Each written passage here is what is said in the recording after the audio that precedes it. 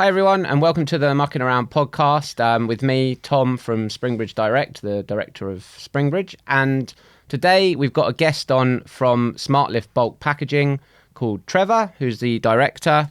And we're going to be discussing the bulk bags and different types of packaging for loose materials and generally packaging in the construction industry, things like that. So welcome, Trevor. How are you doing today? Yeah, very well, Tom. Thank you. Excellent. Yes, thanks for inviting me on. Excellent. Very excited. Excellent. And so could you give us a little bit of a background about your history? Yeah, of course.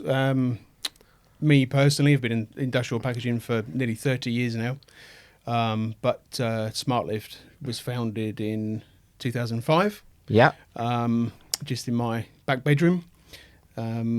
And having worked in the industry before, I had a few contacts that I contacted, but mainly new customers. And my wife was pregnant with our first child at the time, and telling her that I was going to give up work and start a new business.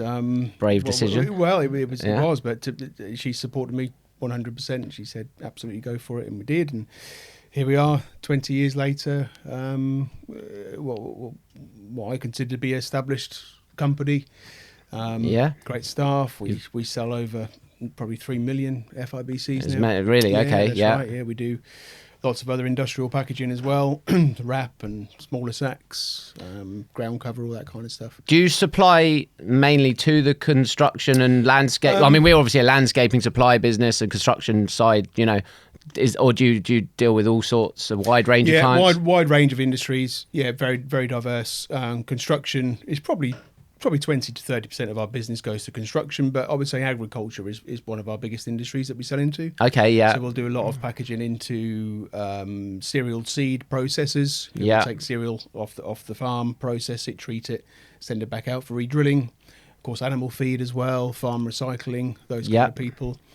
And then we do a lot in food industry. Yeah.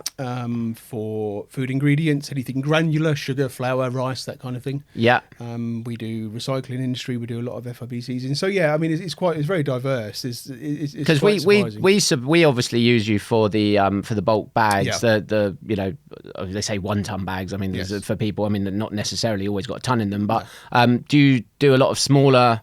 Do you do smaller packaging as well? We do, yeah, absolutely. So the woven FIBCs or bulk bags, as you would know them, that's our core product. Yeah. And, probably 70 to 80% of our business is FIBCs in some shape or form to various industries. But yeah, we do obviously do a lot of other packaging, so 25 kilo polythene sacks, 25 kilo woven sacks for that matter, paper sacks. Yeah. Pallet sheets we do, machine film, machine wrap, pallet covers. Yeah. So any kind of add-on packaging, anything you'll see warehouse packaging, if you like, that we deal in. We try and be, I suppose you could say, a one-stop shop for packaging supplies for industrial users. Yeah. And because when I was a kid, I've obviously grown up in the business with my dad started Springbridge, and we didn't really, bulk bags was sort of, seemed to me just be sort of coming in when I grew up, and in the 90s it was very much like, as a kid it was very much a lot of loose and not a lot of now I'm noticing that nearly everyone almost expects it in a bag now, and loose is still there. Loose, delivering loose materials is still there for bigger projects. If you want to get like 1,000 ton into a job, obviously, you're going to need loose. But certainly, there seems to be a shift, I think, from absolutely, for particularly builders and things. They're like ordering it in bags, and builders merchants and things going down that road. So what sort of caused that? Media. Through the 90s, certainly early 2000s, we had a lot of home improvement programs, didn't we? Yes. Gardener's World, for example, and then later on DIY SOS and things like that. And people got really interested in landscaping and being creative with their gardens. Yeah. Which obviously means that they want to have a ton of decorative aggregates, don't they? Or they want to have some compost or some bark or something like that. And of course, you don't want to send a full Arctic, Correct, full of material to a residential address. So putting it in a bag, selling it by the bag became very popular. Probably in the 80s, it really started. FIBC started being manufactured. Maybe, can I ask a question? Because you've used that term a few times. FIBC. What does that? What does that mean? Well, I was going to come on to that because that's actually one of the challenges of our company, because there's so many terms for the product that we supply. So FIBC is its official name. So it's a flexible intermediate bulk container. Okay. And then you see the rigid IBCs that are used for liquids and chemicals. Yes. They are intermediate bulk containers. These are flexible intermediate right, bulk containers. Okay. But also, of course, they're known as bulk bags, ton bags. And is that a standard, like is that a standard that you would, FIBC, or is that just like an industry term? That is an industry term. So right. Officially they are FIBCs, but different industries call them different things. I mean, you may call them a ton bag or a builder's bag, for example. Yeah. Other industries call them tote bags, dumpy bags. That's true, because there's a lot of people do. I never really know what to call them, actually. Yeah. Because as you say, like, do you call, some people call it? Dumpy bag's a bit of a sort of a bit of a crude term, isn't it? Like, but yeah, I've always just gone with the sort of, it's quite mouthy, like the 1 ton bag. But then that assumes that there's a ton in a bag, but that doesn't necessarily ring true if it's a light product or something like that. Yeah, exactly. Oh, so that's where. So FI. That's the correct name. That's the correct terminology for it. But because that creates a problem for us from an SEO point of view, because obviously we want to promote online the product that we sell. Yes. But not everybody calls it the same thing. So when we're that's true. Yeah. And anyone from marketing will tell you when you're building a website and you're trying to promote content on that website, you've got to get your meta tags in and your keywords and everything else to make sure that it's found.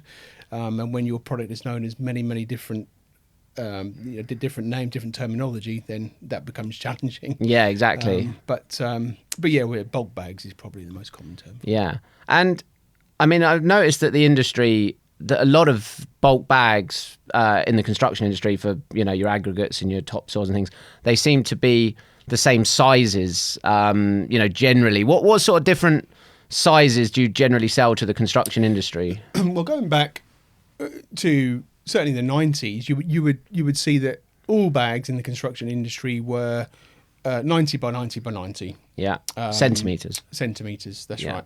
So, and they would just be the 4 standard loops on the bags. And all builders merchants pretty much used that size, whether it be a single trip bag with a flat base or whether it had a discharge spout and they classed it as multi-trip. Yeah. It was 90, 90, 90. But we found over the years that they've actually got a bit smaller. Yeah. Because certainly 90, 90, 90, you can get a ton of most products in quite comfortably, if not more. But when Weights and Measures started investigating how much is actually in these bags, some people were selling it as a ton. But of course, if they loaded it wet and then it dried out, you can lose some weight in the bag. Yes, So they found that there was a little bit of a grey area of selling it as a ton. So it became, I think as you said earlier, we will sell a bulk bag. Yes. Okay. A bulk bag of decorative aggregates with the dimensions of and the dimensions kind of got smaller over the years because the 90s kind of go rounded and they look quite big and they are. And then so people have gone kind of 85s and in some cases 80s to make the bag stand prouder. It looks nice and full. People, see that they're getting value when a bag is nice and full. They don't see a half empty bag. Yeah, absolutely. And people now quite openly will sell it as 850 kilos or minimum 850, minimum 800, that kind of thing. A taller bag would promote your branding on the side of the bag as well, I suppose. Like, exactly. If the bag was half full and it was all sort of sat on the floor, you wouldn't necessarily see it. We find that, I think, because we supply both types of bags, I think, for the the 90 by 90 by 90s and for certain applications, and the other size, I think, is it 750 by 850 by 950? Correct. I think is the standard size that we So you're probably using 90 90 90 for bark and I think because some customers are requiring multi-trip bags because they're going up on roofs and things. Basically, they're being used by tower cranes, and it might be a conversation that we should probably have. Is that we've just they were more readily available. The 90 by 90 by 90s in multi-trip spec were more readily available. And I think some of the customers that have been ordering the multi-trip bags now have obviously got used to that size. So they kept that's where that's come from basically, because you do get different ratings, don't you, on the bags? I think you get from what I've seen on the labels, is it a 5.1 and a 6.1? Yeah, absolutely, that is single trip and multi trip right there. So is that what that means? So if you have a single trip FIBC, then, for example, if the bag is meant to hold 1,000 kilo, so the safe working load is 1,000 kilo, and then it's certified to 5:1. That denotes that the bag is a single trip bag. And what that actually means in reality is that bag has been tested at the factory for 5 times its safe working load. Right, so okay. It's 1,000 kilo, 5:1. That bag has to withstand 5 tons of pressure. So you could put, theoretically, 5 ton in the bag before it breaks. That's how it has to be tested. Yes, so we can sell it as a 1 ton bag. So as it's sold as a 1 ton bag, it shouldn't have more than a ton in. But the reason that it's tested like that, and the test is quite a rigorous test actually. It's quite a brutal test, because the bag will be filled and it will be strung up on a test rig, and it will already have a ton in it of granules. Mm-hmm.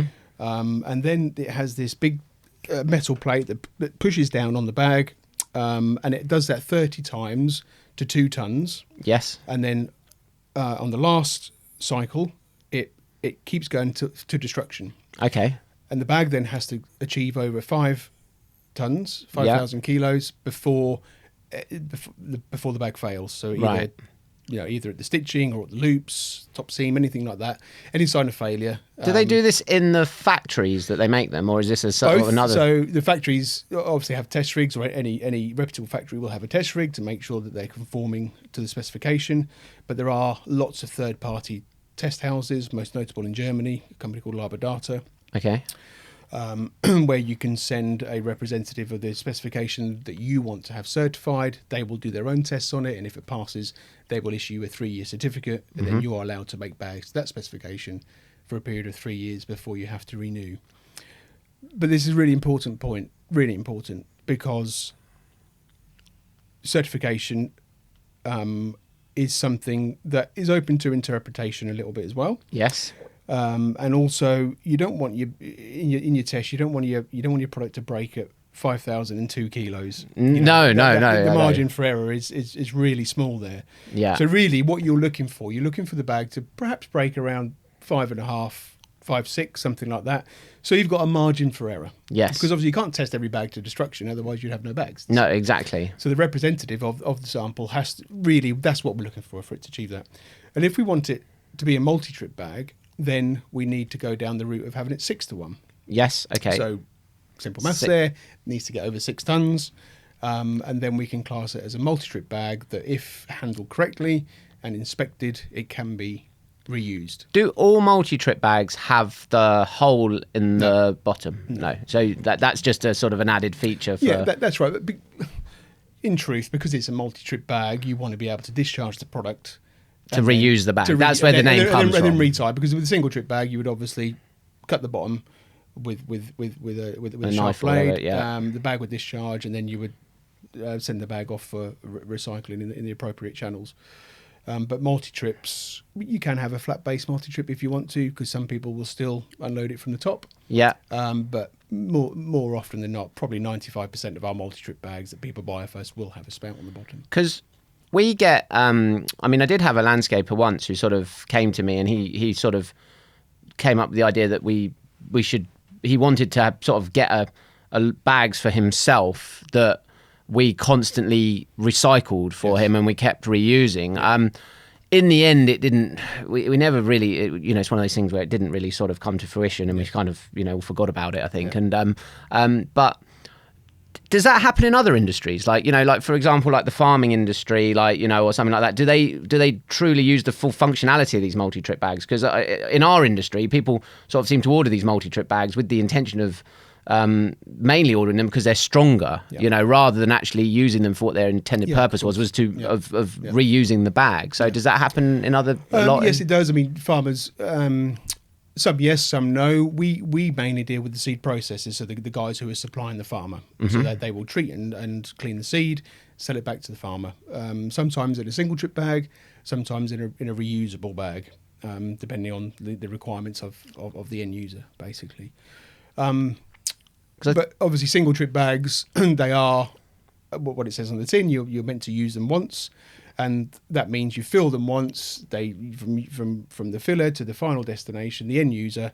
Once it's discharged, that is the single trip. So it's not single lift, which some people get because that needs to be with. clarified as well. Because I've had arguments with I've spoken to you in the past Yes. and had arguments with health and safety people Yeah. because they've said that once the bag has been lifted once, it can't be. I actually had an argument with a guy who wouldn't allow us to unload the bag off the lorry because he said that the bag was lifted on the lorry. Would you believe like that? I mean, obviously, like I've never seen that, but like he said the bag had been loaded onto the lorry. So that it couldn't be lifted safely off the lorry, and I said, "Well, that's obviously not the case." No, and, that's right. And I think really, people just needed educating what single trip actually meant, and we faced that 10 years ago more than we do now. I think people are now understand a bit more about the lifting of FIBCs. For example, crane drivers will be looking at Lola lifting. Yes.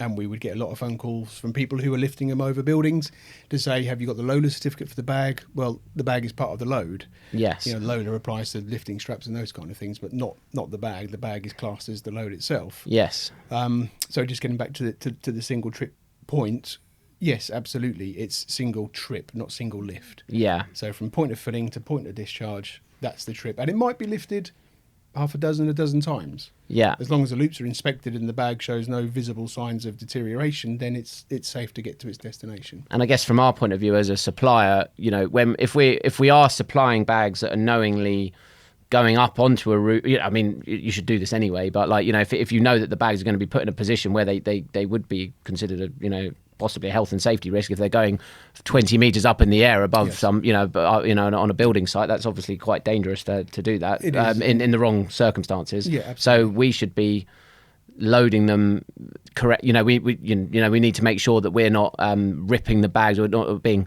careless in our loading as well, I guess, as well. Handling is massively important. 95% of bag failures that we're invited to go and see, 95% of it is handling. Is it? Yeah.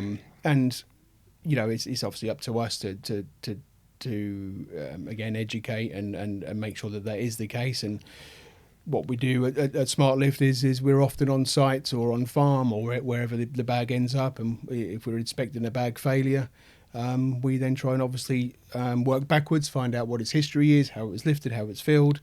And 95% of the time it is a handling issue because these things aren't destructible. They're strong. Yeah. But they're not indestructible, and when they're going over rough terrains on a teleporter or on a forklift and they're turning sharply, you've got dynamic loads to consider there as well. Yeah. Which is why they're tested for 5 times what they should carry. Yeah. Handling is really, really important for FIBCs, and so is certification, Tom. It's really important for yourselves and end users like yourselves to look into certification to make sure that certificate number that's printed on that bag label corresponds to a bona fide certificate at the other end. Yeah. Make sure that it has been tested, make sure the certificate's in date, make sure the test house it was tested at is credible. And the factory, of course, is made out what kind of other certifications they have, such as obviously ISOs, BRCs if it's food grade. Yeah. I know with us and our factories, we're SEDEX approved, we're EcoVadis, we're Cyber Essentials. All of these things are really important on our journey to provide a bag that is safe to use and bag that we need to stand by as well. Yeah. Because lifting over rooftops, for example, can be littered with problems if you have a bag failure. Yeah, going through a building or even worse, an individual. Do you ever find that the manufacturers or the factories that these bags are made, do they ever, you get cheap copies? Is that a thing in the industry? Have you ever seen that, or is it very regulated that doesn't happen? I've been around the block, nearly 30 years in the industry. I've been over to India multiple times, visited multiple factories. Is that primarily where they're made? Is it sort of? Yeah, India, yes, primarily. That's where we get most of them from. I mean, they are made all over the world, of course. A lot still made in Europe, but particularly builders' bags. Yes, they're made in India. Yes, there are manufacturers out there that may cut a corner or two. Yeah. Have I seen it? Yes, I've seen it. What do we do about that? Well, first of all, our quality control department and our compliance department heavily vets them before we buy anything from anybody. So we kind of sniff that out in the first place. Yes, and then we move on. But we're in a fortunate position because we are now half owned by our factory in India. Okay. So I sold half the business last year. Oh right. Okay, Yes, I didn't know that. And so the manufacturer who have been supporting us for the last 18 years is now our partner. Yes. So they own 50%. So they're in India making the bags and sourcing some other products for us as well. That's probably a big benefit to you because like you've got the sort of support from the factory that you wouldn't have otherwise had, and they've also got the sort of guarantee that you guys are going to push that product in this country, in this country. So it's like, and we're all pulling in the same direction, and that comes. Sustainability was a big thing there because in 2022 the plastic packaging tax was brought in. That's right. Rightly so. Yeah. For single-use plastics aimed really at supermarket shelf disposable packaging. Yeah. We fell under the scope of plastic tax, despite us saying that we shouldn't, because we're a vessel to carry large weights of product. It's quite difficult to find an alternative solution. Yeah, exactly. But anyway, we are included in the scope of plastic tax, and we have a huge responsibility now to make sure that we're incorporating recycled material into all of our FIBCs. Right. Okay. So the current threshold is 30%. So before 2022, we were largely supplying virgin polymer. Okay. So 100% virgin FIBCs. Now, the government, of course, encouraged everybody, manufacturers or importers, to incorporate at least 30% recycled polymer into your products. Cool. That was challenging for us and our industry because it's load-bearing product. And the minute you put recycled content into polypropylene, it weakens it. Yeah. So we have to achieve 5 tons, 6 tons for test certificates. So we're putting recycled content into bags, and we're compromising the tensile strength of the bag, as well as having to do a load more tests as well on these new products. Retest everything. Absolutely. Which is a lot of work in itself. So we were allowed to use post-industrial waste. Mm-hmm. So the waste that our factory produces with kind of offcuts or rejects, that kind of thing, we can kind of reprocess that. We can grind it, we can melt it all down again, we can re-extrude it, we can reweave it, and we can make bags out of it. And that is post-industrial waste, and we can put 30% of that into the bags. Because we needed the industry to catch up. And what I mean by that, we need the raw material, the polypropylene suppliers, largely in Asia, to be able to offer a recycled polymer as a raw material in the first place. Yes, yeah. And now 3 years on, that is finally happening. It's coming through now because it's all well and good saying, well, we're going to put this in the bag, but if you can't get the raw material to start with because they're not geared up, because you can't just suddenly turn the tap on and say, well, I need all these thousands of tons of raw material. So two things of that. One was if it wasn't for the fact that we could use post-industrial waste, we and other suppliers like us would have struggled to incorporate 30% of anything into the product without seriously compromising the certification. Yeah. But really what we want to do, and what we are doing now, is using post-consumer waste. Yes. So, not just bags, but other plastic products that are out in the marketplace have had their use, and the recycling infrastructure is getting much better now at bringing this product back in, granulating it and send it back off for reuse. And of course, it can be chemically enhanced as well. Yeah. So we can add chemicals to it to make it stronger, chemicals that aren't hazardous or dangerous as well. So plastic tax has really encouraged innovation in our industry. And that needs to happen because no one will do it for free. No, absolutely. So as soon as someone can make some money of it, or someone has a grant, or someone has a good incentive to find a solution to a problem, that's when wheels often start turning. So the post-consumer waste is great. So we can now, or the raw material suppliers to our factory can incorporate post-consumer waste into polypropylene. It will have the tensile strength that we need to incorporate it into bags. Right. So within 3 years, we've gone from struggling to get a bag that would take 30% recycled to having product out there now that's 90%. That's brilliant. Yeah. So that's really good. And just on the sort of conversation of recycled, is there, obviously there is, a lot of our customers, I do tend to sort of just split the bags, or they do ask, how can I best recycle it? What sort of advice can you give people to sort of just, the greenest way to sort of dispose of a bag that's been delivered to them, basically? Yeah. The greenest thing to do is reuse, isn't it? Well, yeah, absolutely. I know. I get what you're saying. There's a split in the bottom of the bags, but bags can be used for composting. They can be used for garden waste. Yeah. We've seen some ingenious ideas over the years from even liners for weed suppressant.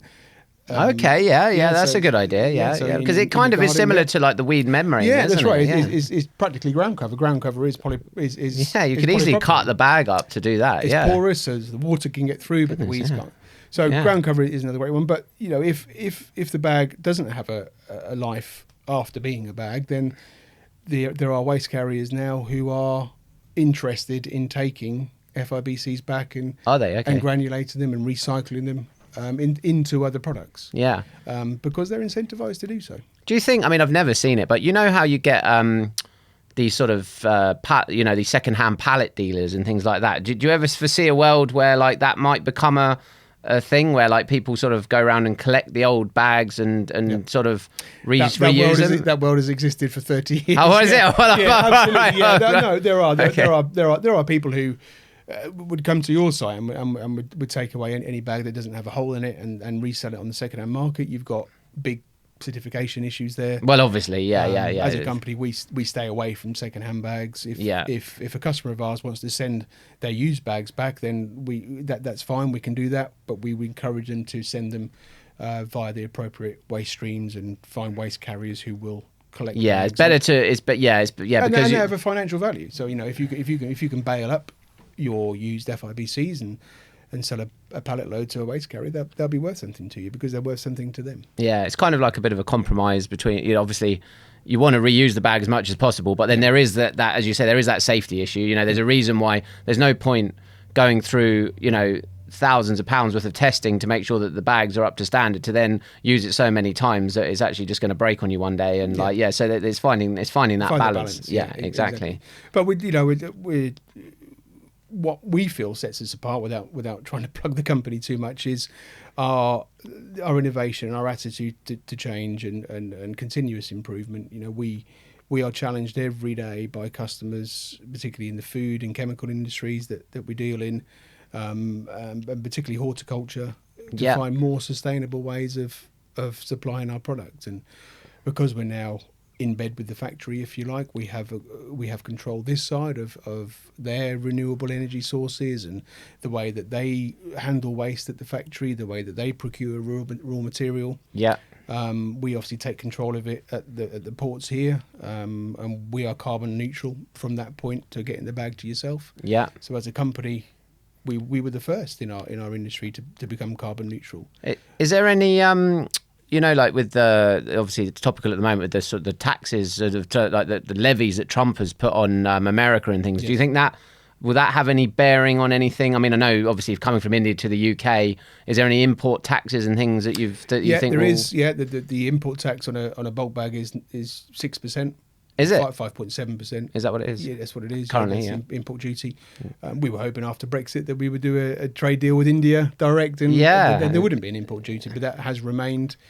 So the Trump tariffs do affect the factory because they export large volumes into the US. Right. Okay. And I think the Indian, it's 26% now. He's trying to tax India for import. 26%. Yeah. Blimey. Okay. So it's quite big. Quite big. Well, they would probably still be competitive. Yeah. Compared to making them domestically, but who knows where that's going to end up. Yeah. But us directly, no, because obviously our deal is the importing is with India, but our customers, of course, who are exporting to the US, they are facing challenges, and if they face challenges, obviously that has a ricochet onto us. Yeah. Well, I suppose any supply chain. Yeah, absolutely. Yeah. So another thing I wanted to talk about is the designs and the logos and things that you can get on bags. Yeah. you know, our bag is, it's fairly, I think it's fairly simple, mainly because I think, you know, sometimes simple is Yes. quite good. Have you seen any, or have you done designs for people that are really quite out there and like, you know, what? Yeah, absolutely. Less is more on a bulk bag. The maximum amount of colours you can print is 4. Is it? Okay. Yeah, that's right. And you have a What colours are they? pretty much any colour you like. Right, okay. We can do. Oh, you can have, oh, you mean you can have, sorry, I thought you meant you can only have 4 colours, but you mean you can have 4 different colours? 4 different colours. Sorry, I thought, not like you could only have blue and red and like, no, Yes, sorry. 4 different. Yeah, any Pantone shade you like. Right. As But there long can only be 4. Only be 4. Right.